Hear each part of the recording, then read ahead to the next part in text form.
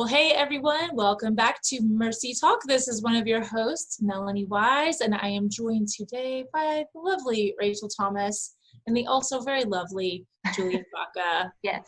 Hey guys. Hey Melanie, hey Rachel. Hey. Thanks for laughing at that, Julian. Good sense of humor.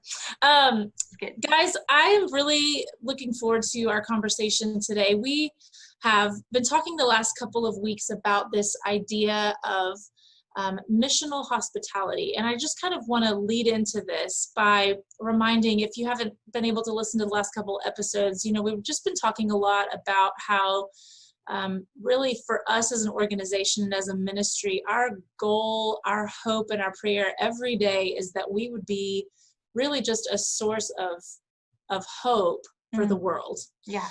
And at the end of the day, I don't know another time in my lifetime, at least, when the world has been more in need of that. Yeah. More in need of some hope. It's funny, we were just talking before we started recording today, just like, I can't believe some of the things that we're still saying here in July that I didn't think we'd still be saying in July. And just, there's that place that I feel, I can almost feel it in humanity of just like disheartened, discouraged, not knowing when the end is going to come to some of the stuff we're having to deal with right now. Yeah. It's overwhelming. And I feel like everyone is feeling that at some level. But for many, this has just been a really dark and difficult season of time. And it's just gotten darker and harder as time has gone on. And so more than ever is this world in just desperate need of a message of hope and life. And I was just thinking the other day about how thankful I am that I have Jesus in my life. Yes. I wish I thought about that more often, but sometimes it just really strikes me. And I was thinking the other day, like, I just can't imagine navigating life right now. I cannot imagine it apart from not just what Jesus provides me on a daily basis, but to be honest, sometimes just the hope I have internally. Like, this is not the end. Yeah. This world is not what I'm living for. Yeah. And to be honest, our lives on this planet are just like a little blip on the radar screen. Yeah. And what we're dealing with right now as a world and as a country, it's just as massive and monstrous. Monstrative? That's where I was going. Yes. It feels like a monstrosity right now. Yeah. Like, it's just like, in this grand scheme of eternity, it's small, it's a blip on the radar screen. And I'm just so thankful to know that there is such a hope beyond this. And so I say all that to say, I feel like that's really what this conversation is about. It's about how can we more passionately than ever, and maybe even more effectively than ever, bring the hope that is Jesus to a world that is more desperate for it than ever. And so that's really what we've been talking about. And we've been focusing on this idea of missional hospitality. And it's funny because I don't know, I would guess that some people maybe have even seen that in the title of some of these podcasts and been like, I'm sorry, you're talking about hospitality right now? Like, what does that have to do with anything that we're dealing with right now? There's no way we can be hospitable in a season like this. And so I'm really excited about today because I think we're going to dive into some ideas and concepts that actually mean we don't get an out right now. In fact, this is a time that we can lean into hospitality in a whole new way. And so I'm kind of excited to dive into some of that today. Yeah, that's so good. I'm with you all the way, Mel. Especially now, like you said, you kind of set that up, but it can feel easy, I think. It's hard already when you hear the word hospitality. You kind of think of one thing, like nice dinner, fine china, clean house, like good food, all of these things traditionally that I think hospitality means. But in reality, and diving into this study and talking and learning more, really discovering that hospitality, like you said, is not something we go, oh yes, I can do that, or oh no, that it's a part of the way we live our lives and carry the gospel. And even more, so on this term of hospitality, rethinking beyond just the place and thinking more in terms of space, in a sense of like giving people space to belong, whether that is emotionally, spiritually, mentally. And I love this, and I'm going to just say right now, I'm going to phrase this Greek wrong. So if any of y'all listening were in seminary, are in seminary, or know Greek, please forgive me. Okay. And this is going to be wrong. This is going to be wrong. And Mel and Julian, if you know off the top of how to say it, let me know. But when we were diving into this study, Philo. Which, by the way, the study, I don't even think I introduced that. Oh, sorry. Yes. Which was the Rosario Butterfield book, which is what we're looking at. Gospel comes with the house. Yes. Yeah. So good, which is what we're diving into. So she uses the Greek word, say it again, y'all, I'm sorry, philoxenia, and if I said that wrong, I'm very sorry, but translated in Greek, ignore my pronunciation, means love of the stranger. Yeah. You think, that's cool, because the translation of hospitality is not doily or fine china or, Ruth's Chris Steakhouse at your dinner table, praise him. It's like. You said doilies? I did say doilies, the white little doilies. I definitely know what doilies are. Yes. I just haven't seen a doily in probably 20 years. I know, I hadn't either, but I was thinking when my grandmother would have people, she would always get those doilies, For those of you who have doilies, I'm sure they're lovely. You don't need those, guys. You don't have to have.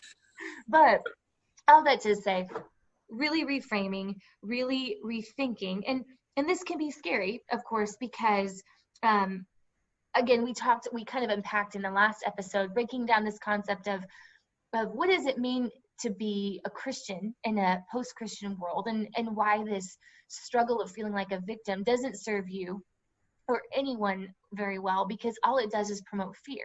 Fear that I won't know what to say, fear that someone might influence my child in a bad way, or fear that we may get in a disagreement. And it's not to say that there aren't things to be said about each of those concerns or fears, but you can't let that control or dominate the way that you love your neighbor or the way that you live out the gospel. And so, again, giving someone a place to belong, a space to belong, whether that's mentally, spiritually, all of those things, it requires some vulnerability. It requires you kind of taking that first step, and y'all, that's scary sometimes. Just sitting it out there. So anyways, those are my 2 cents on my own revelation on that. So well, I think it's great that you underscored that, Rachel, and if I could just real quick say something that I think challenged me as I was considering the content and where we were going in this particular episode. It's almost as if now, in the current state of the world with self-quarantine and the pandemic, it's almost as if there are less excuses now, dare I say, less barriers to living out what it means to be hospitable, what it means to love our neighbors well. Yeah. And this can look so many different ways, be it picking up the phone and calling someone, or FaceTiming them, or if you're having, FaceTime fatigue, maybe it's, having a friend over and sitting safely apart from one another on your front porch. I think, Melanie, you mentioned that before we were recording this episode. So just as a little aside, and this is coming from personal revelation as well. I know for the longest time, it was one of the things that I had to overcome was my house not being in the exact state that I wanted it to be. Yeah, so I can relate. When I hosted and had people over, there was this appearance of order and tidiness. And only until that was achieved, could I love them well. Right. Yeah. So just as an aside, I just wanted to share that. Even the idea that, like, you probably you have less of an excuse now to not know your physical neighbors than ever before. Man. I'm like, at this point in this whole thing, if you have not met at least one neighbor in your neighborhood that you didn't already know, you've been working hard to make that not happen. Like, yeah. I mean, because it's just, there's that place of, like, people don't have a lot to do right now. People aren't, for the most part, people really aren't that busy. When you're like, what are you doing Thursday night? Probably nothing, Are you free next weekend? Probably so, like most people don't have stuff going on. So there are barriers that are usually there, like you said, Julian, that aren't. Right. So in some ways, it's easier now So anyway, let's keep going because I'm sure people are like, I don't think it's easy. And here, let's bring it back to scripture. Psalm 68:8 comes to mind when talking about, kind of all of this. It reads, God sets the lonely in families and he leads out the prisoners with singing. Yeah. So in real time, as we consider that, we should recognize that God is actually desiring to bring this verse to life by using us, you and me and everybody listening, as a safe haven for those who are hurting. So if you can, think about it less as the physical space, your apartment, your condo, your townhome, your home, whatever, and more about you, more about us as being that safe haven. And so as we think about it, let's draw a quick little comparison between the two different types of hospitality that you may be, thinking about. There's the counterfeit hospitality and there's the genuine hospitality. And the counterfeit hospitality is really just this idea of seeking perfection over the people. So you're thinking that, gosh, everything has to be just right before I can invest and invite people into my life.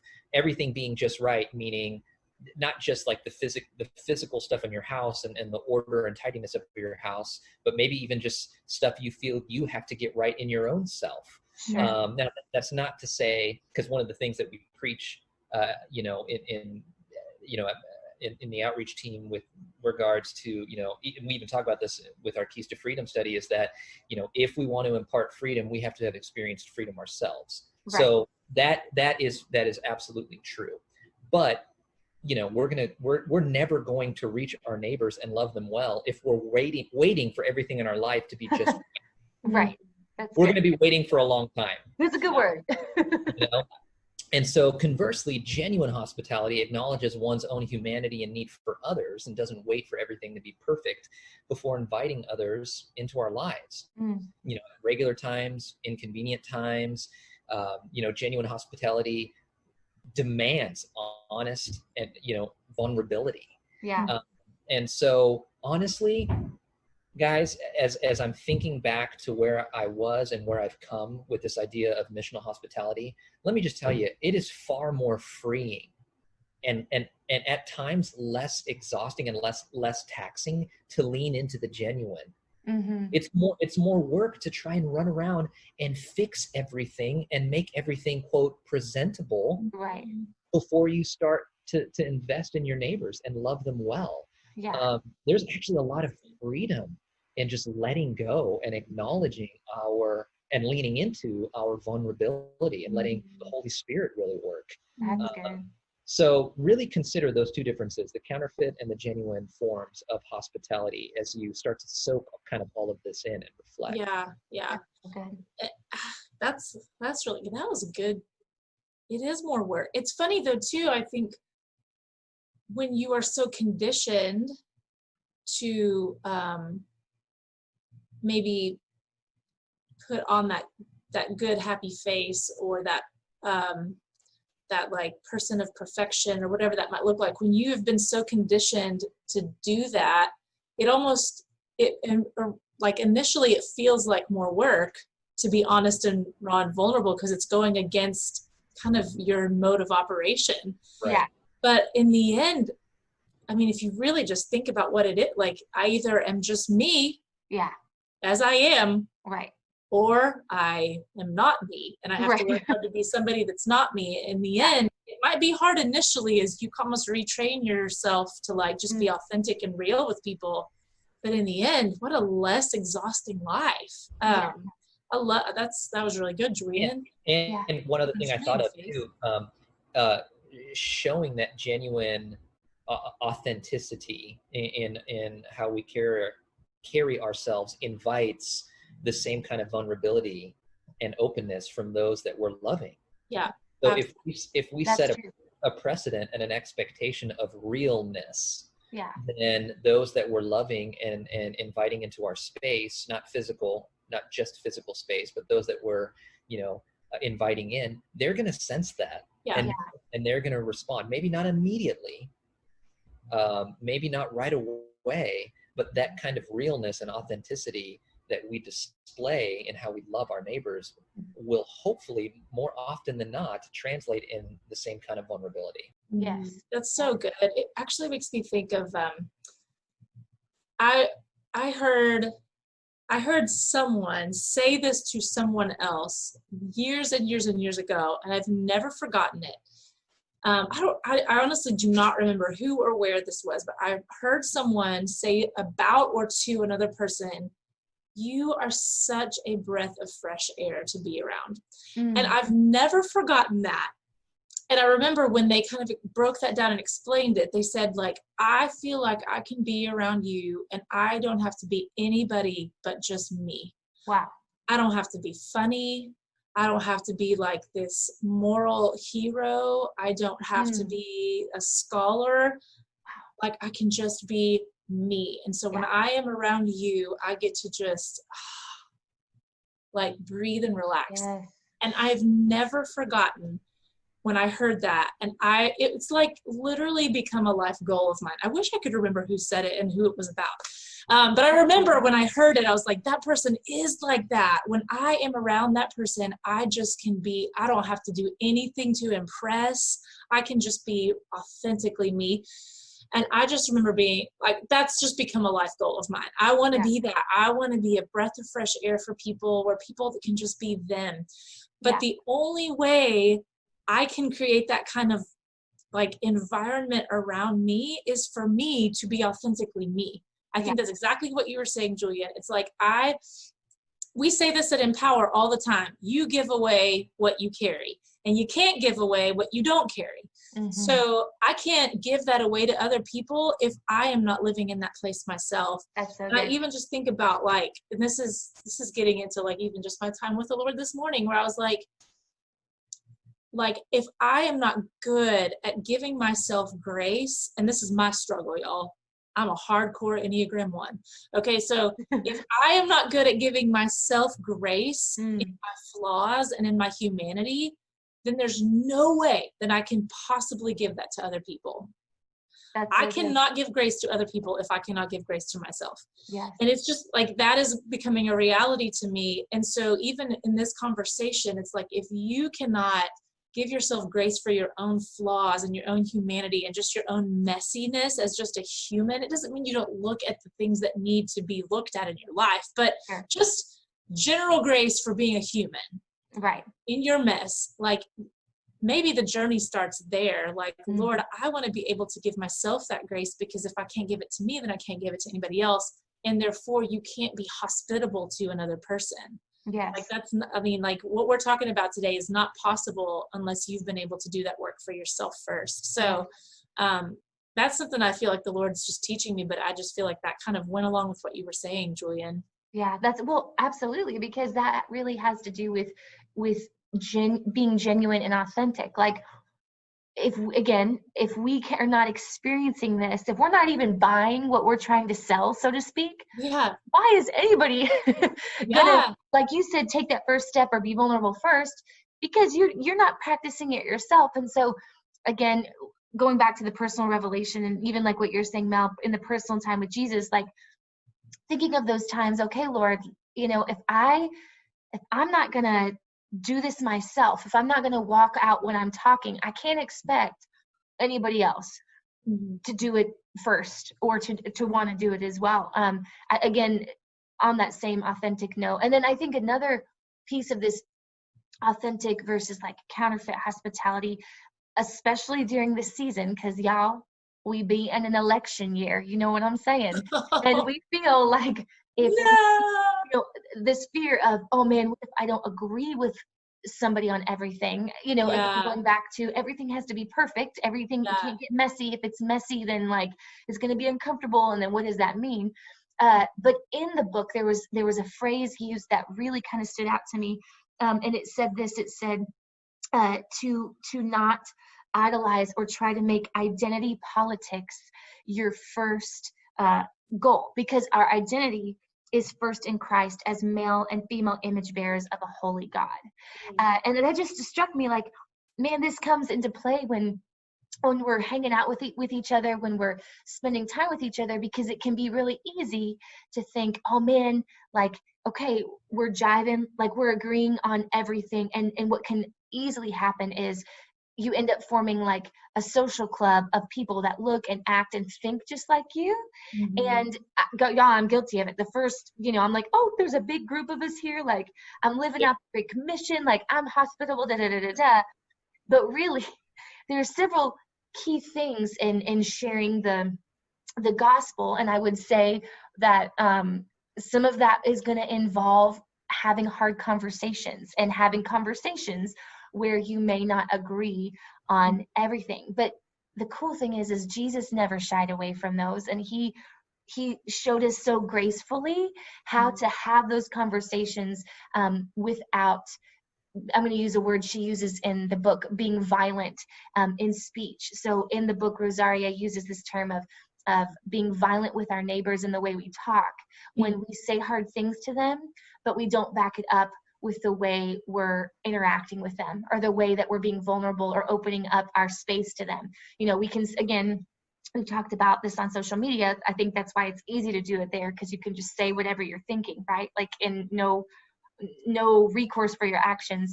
But with our neighbors, she really pointed out this thing, and it struck home with me that if I want to speak truth, but truth in love, that love has to look like, you're saying, Julian, vulnerability and a place to belong, a place where they're safe, like we even talked about last week, before I can say some of those harder things, if that makes sense. I know I kind of went off there, but anyways, that just struck me quite a bit as we're going through this. I mean, what you're talking about is, and what Rosaria is, getting at in her book, in this particular passage, in this particular, portion of the book, is very countercultural. Because think about do you guys remember that old adage, that old saying, like when you're, the two things that you never talk about when you're at dinner with strangers, or when you're at dinner with your in-laws, right? Whatever, is God and politics. Now, right. That's, a funny saying, but that's what we're having to work to kind of undo, this idea that, that hot topic, we can never go there. But in fact, Rosaria is challenging the readers, challenging us to really just kind of like live it out in love and authenticity, rather than, using God as an attack, or as an objective, or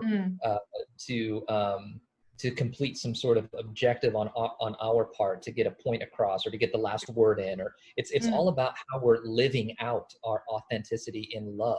And our neighbors are going to feel that. It's going to be very apparent to them early on, if there's any amount of agenda or hypocrisy in how we talk about God or our faith. I think, just to kind of bring it back full circle, everything that you're talking about, Rachel, resonated with me as well. Because this is something that everything that we're talking about, it just requires such tactful, gracious intentionality. So just wanted to offer. And I mean, at the end of the day, it's a couple thoughts. We talked at the very beginning of this episode that the original Greek for the word hospitality is love of a stranger. So I'm like, it's not love of all your best friends. It's love of a stranger. And it's not to say that we aren't also talking about people who you would consider your friends, but it just makes me think of, and I'm going to totally, I don't know the address of this in the Bible or the exact, but like that whole scripture that talks about, like, I mean, everybody loves the people who love them. Oh yeah. Like, it doesn't take much work to love your best friend. Yeah.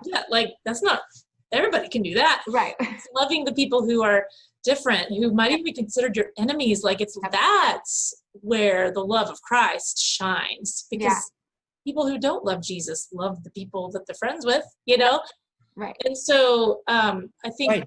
How does that set us apart from the world then? Right. That's like, a good, yep. good job. You love all your buddies at church.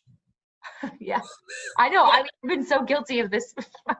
Yeah, so it's so, and I think I mentioned this either in the last episode or maybe the first one, but like I've been challenged with the idea that like a lot of the friendships and relationships I have in my life, most of them are for my own benefit.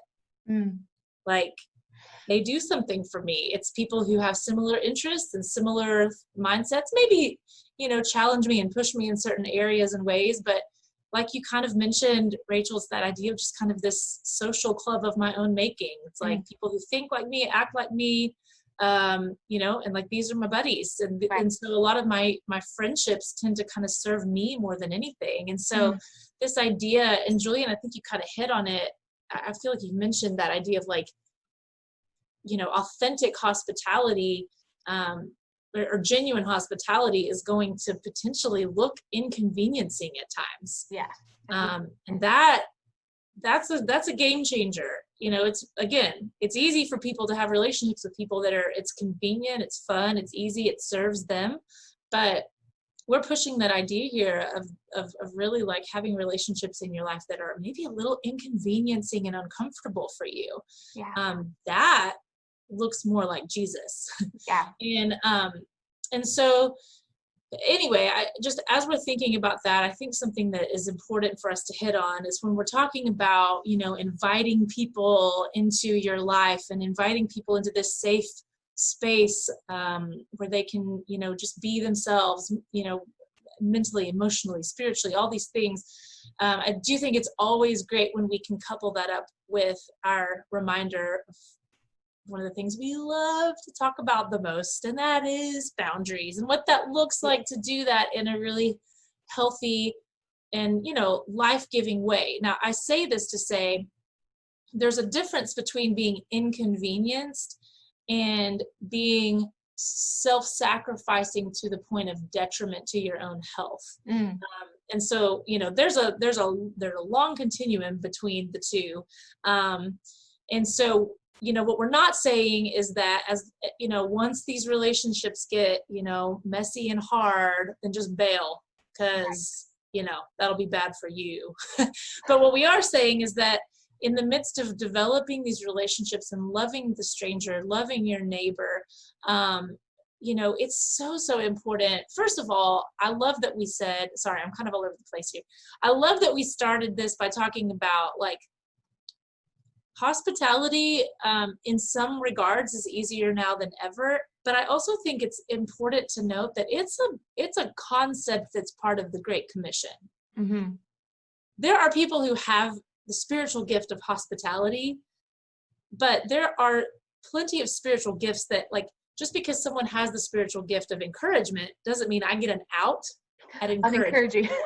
Yeah. You've got the gift, so I'm not going to encourage people. Like that's not how it works, right? So some people do have a very specific gift for hospitality, but that doesn't mean we all get an out if we don't feel like that's our gift. Right. And so I think it's really important, though, at the same time, to acknowledge the reality of your life sometimes and knowing where your limits are and what you can and cannot do. Yeah.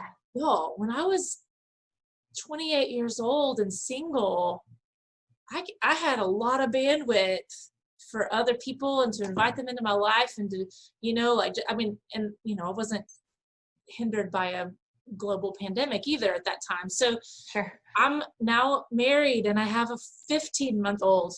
Holy cow, 15-month-old. And we're in the midst of a global pandemic. I've never felt more hindered in this area.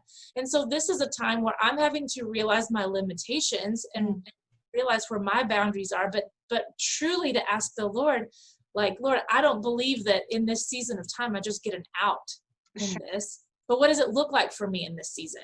What does that mean? And that's going to be different for everybody. I think it's a real place to lean into the Lord and just say, what does it look like for me to be hospitable and to practice missional hospitality in this season of my life?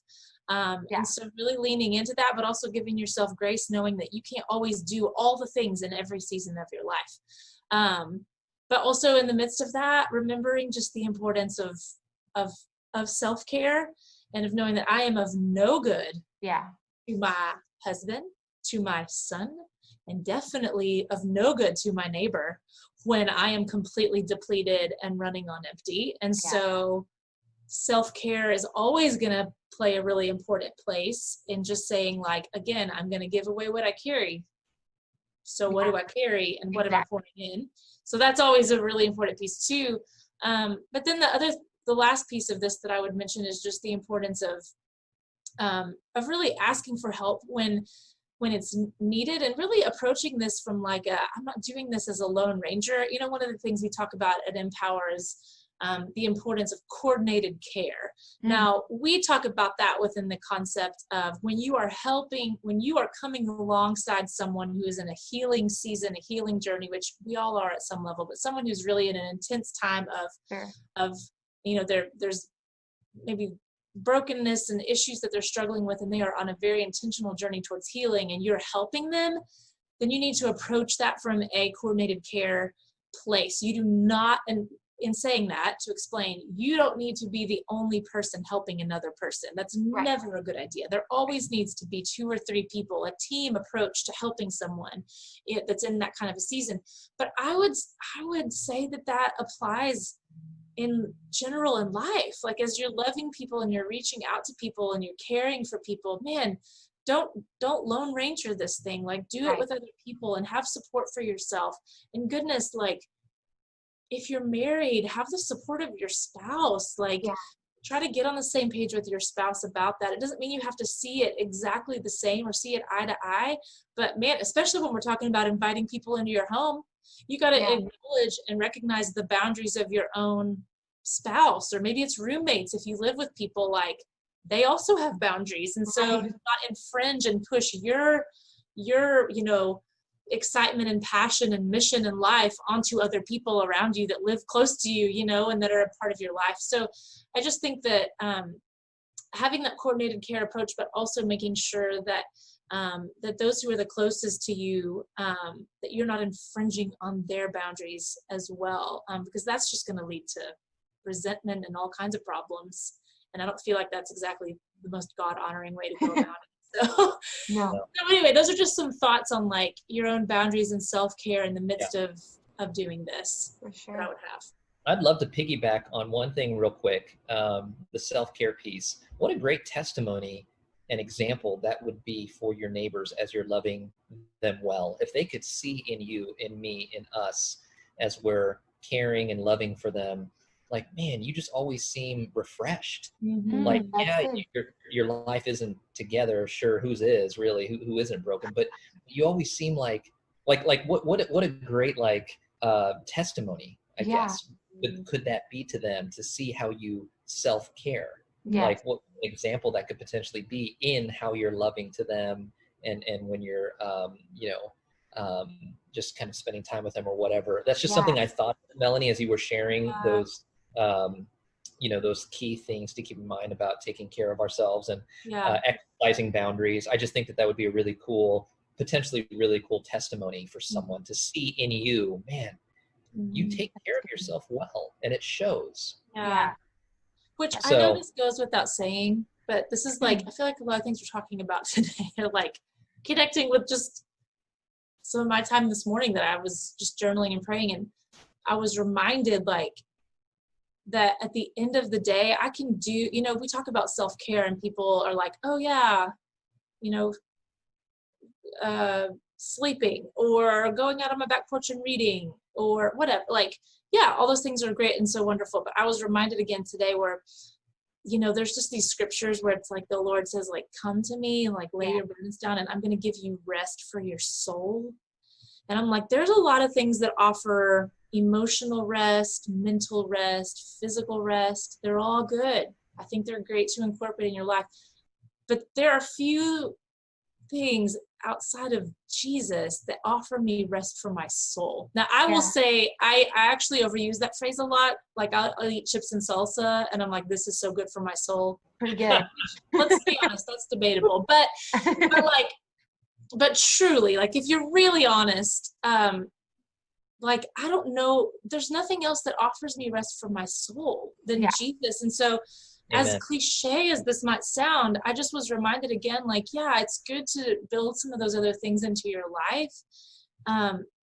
But that time of abiding, and I'm just like on a life mission here to figure out, how do I abide more? Like daily abiding, because it's only in abiding with him that I'm going to have what you're talking about, Julian. Like, no amount of sleep or Netflix or reading or chips and salsa is going to give me what you're describing, where people would look at me and be like, man, you just always seem full of life, or you seem refreshed. Like, nothing else is going to give me that outside of abiding with Jesus every moment of the day, especially right now in this season of time. Nothing else can offer that. And so I just was reminded today, self-care is great, but there's nothing that refreshes my soul like just abiding with Jesus. So, and how about this passage from Philippians 2:4 to kind of build off of that, Melanie, and bring this all full circle?